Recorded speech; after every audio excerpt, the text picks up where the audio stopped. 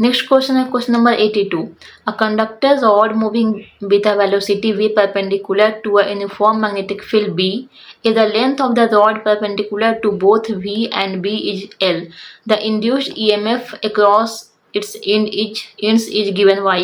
एक चालक छड़ एक समान चुंबकीय क्षेत्र B के लंबवत V के साथ घूम रही है. यदि V और B दोनों के लंबवत छड़ की लंबाई L है तो इसके सिरों पर प्रेरित EMF किसके द्वारा दिया जाता है? तो राइट आंसर हो जाएगा इसका BLV.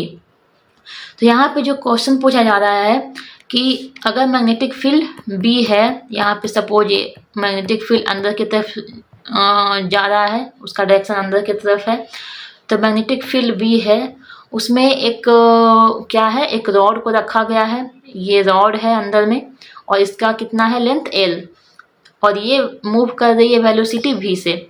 तो इसमें और ये जो मैग्नेटिक फील्ड अंदर की तरफ फ्लो हो रही है उसके रिस्पेक्ट में ये जो रॉड है वो परपेंडिकुलर है. सपोज इस तरह से, ऐसे इस तरह से होगा, इस तरह से परपेंडिकुलर होगा, 90 डिग्री का एंगल बनाएगा.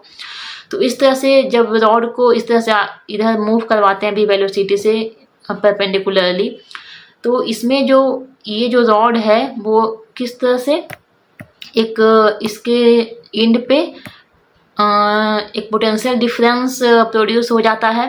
एक इस तरह से पॉजिटिव नेगेटिव ये बैटरी जैसा काम करने लगता है.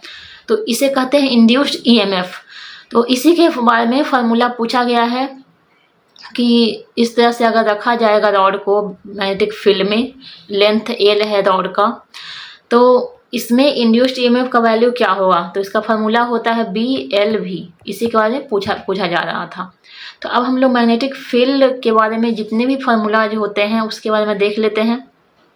तो मैग्नेटिक फील्ड अगर करंट के कारण प्रोड्यूस हो रहा है तो उसके बारे में देख लेते हैं कौन कौन से फार्मूला होंगे. तो उसमें एक है बायोट सावर्ट लॉ, जिसमें डिस्क्राइब किया गया है मैग्नेटिक फील्ड को जो कि जनरेट किया जाता है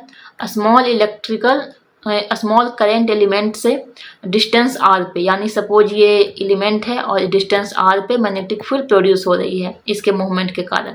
तो इसका जो फार्मूला होता है वो होता है dB equal to mu naught, ये होता है mu naught by 4 pi into IDL into R vector by R². तो ये जो फार्मूला है उसे याद रखना है आप लोगों को, सिर्फ ज़्यादा डिटेल में नहीं जाना है, सिर्फ फार्मूला को याद रखना है.